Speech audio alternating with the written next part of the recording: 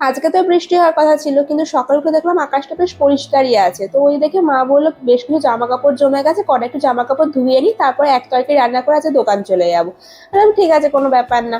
এবার বাপি আবার কি করেছে, দোকানের সামনে দিয়ে একজন কাঁকড়া নিয়ে যাচ্ছিল।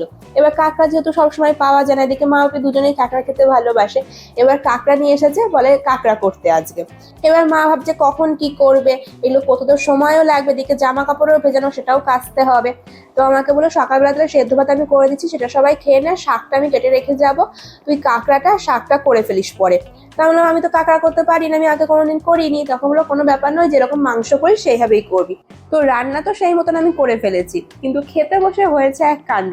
খেতে গিয়ে কেউ আর কাঁকড়ার ঠ্যাংগুলোকে ভাঙতে পারছি না। তো মা আমাকে বলছে তুই একটু ভেঙে দিস নি। তাই আমি মাকে বলছি তুমি কি আমাকে বলেছো ভাঙতে, আমি আগে কোনোদিন করিনি, না বললে আমি জানবো কি করে যেটা ভেঙে দিতে হয়।